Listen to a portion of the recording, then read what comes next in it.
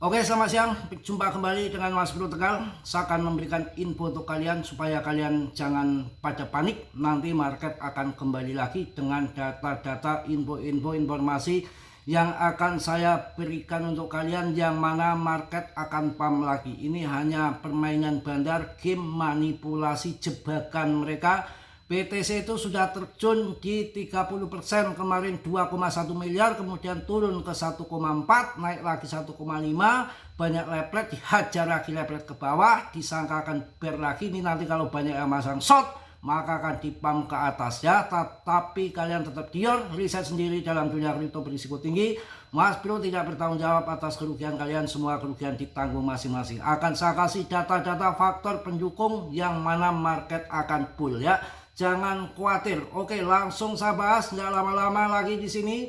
Yang mana kita akan cek di sini bahwa 3 faktor utama yang berpotensi dorong Bitcoin menembus di atas 100.000, bahkan akhir tahun diperkirakan tahun 2026 akan sampai 150.000 lagi. Ya, kita akan cek di sini bareng-bareng. Ya, yang pertama adalah permintaan AS dan musim yang menguntungkan memperkuat Bitcoin. Salah satu faktor adalah hasil dari catatan riset baru dari BTIG yang dikutip oleh jurnalis terkemuka Walter Bloomberg. Menurut firma tersebut, stup teknis menjadi terjual berlebihan karena penurunan harga Bitcoin baru-baru ini. Firma tersebut juga menunjukkan bahwa Bitcoin biasanya mencapai dasar musiman pada tanggal 26 November kemarin dan siap akan pump kembali. Itu yang pertama. Yang kedua, siklus bull masih awal saat tekanan beli market ya. Jadi siklus bull ini masih awal saat tekanan beli market. Tunggu sampai stimulus, tunggu sampai Freeport QE, dan banyak faktor-faktor pendukung ya, katalis-katalis besar yang akan masuk kripto. Semua kena manipulasi bandar. Faktor ketiga berasal dari posisi siklus yang lebih luas. Sebuah dataset yang dibagikan oleh Master of Crypto menunjukkan bahwa hanya 1 dari 30 indikator puncak pasar bull yang muncul. Menurutnya, HIP retail tidak kuat dan altcoin belum mencapai tahap ekstrim mereka. Tenang ya, jadi ada 30 indikator yang membuat bull, belum ada yang muncul ya, baru ada 30 indikator puncak pasar bull yang muncul. Ini baru 1 saja yang muncul. Tenang ya. Yang ketiga adalah struktur pasar membaik mendukung unlock positif Bitcoin. Faktor terakhir adalah pemulihan yang lebih luas dalam struktur pasar, tekanan jual mereda dan permintaan kembali di beberapa wilayah kunci, tren musiman, aliran yang membaik, dan minat institusional yang diperbarui memperkuat pergeseran ini. Sabar ya.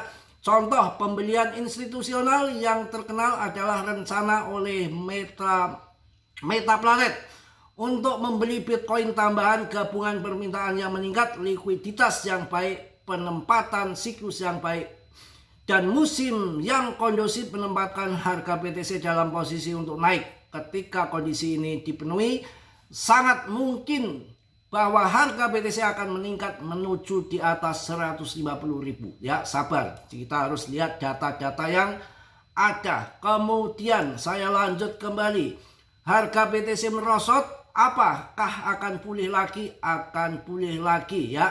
Kita lihat optimis. Ini juga didorong oleh ekspektasi pemangkasan suku bunga oleh The Fed pada bulan Desember. Dengan probabilitas pasar mencapai sekitar 90%, para pelaku pasar menilai kemungkinan besar akan ada pelonggaran kebijakan moneter untuk ketiga kalinya tahun ini, yang mendorong minat pada aset berisiko tinggi seperti kripto. Jadi kita harus sabar, harus paham, harus tenang ya, harus yakin.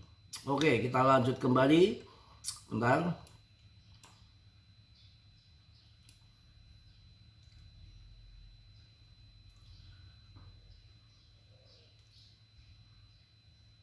Dan ini ada sesuatu yang menarik. Indeks premium Bitcoin di Coinbase tunjukkan kenaikan permintaan dari AS. Indeks premium Bitcoin di Coinbase baru-baru ini kembali ke nilai positif setelah berminggu-minggu berada di zona negatif. Perubahan ini dianggap sebagai sinyal meningkatnya minat investor asal Amerika terhadap Bitcoin. Para analis menyebut ini sebagai tanda kembalinya tekanan beli. Jadi kalau kita kondisi turun gini memang dalam permainan bandar ya. Juga ada indeks mengukur selisih harga Bitcoin di Coinbase dibandingkan dengan rata-rata harga global. Ketika nilainya positif artinya ada permintaan tinggi dari para trader asal AS. Para pengamat pasar kini memperkirakan akan ada lebih banyak aksi beli jika tren ini terus berlanjut kawan ya. Kita lanjut lagi untuk kalian ETH. ETH akan membuat dampak bullish untuk altcoin ya. Jadi ETH ini diprediksi akan bisa capai ke $5.000 di akhir tahun 2025. Apa yang menjadikan itu terjadi? Pergerakan harga ETH menunjukkan pemulihan. Ethereum kini menunjukkan peningkatan yang signifikan setelah berada dalam tren penurunan yang panjang. Struktur pasar yang membaik dan membentuk dasar yang kuat menandakan awal perubahan struktural. Zona pentingnya selanjutnya di 3000 lebih, di mana Ethereum sebelumnya beberapa kali gagal menembus. Kita akan sampaikan yang mana sekarang penurunan cadangan bursa mendukung kondisi Ethereum. Penurunan cadangan di bursa sebesar 2,11% menambah faktor pendukung untuk stop Ethereum saat ini. Cadangan yang lebih rendah biasanya menunjukkan minat jual yang berkurang karena ketersediaan koin di bursa yang lebih sedikit ya. Jadi itu kesimpulannya masih banyak indikasi bahwa ini baru awal bull yang bergeser, yang harusnya di bulan Oktober, November, Desember terbang. Oktober, November, Desember malah turun, bisa bergeser menunggu katalis besar dengan pemangkasan suku bunga. Bisa seperti tahun 2017 akan jatuh bulerannya di kuartal pertama di tahun 2017 dan ini terjadi lagi di tahun 2026.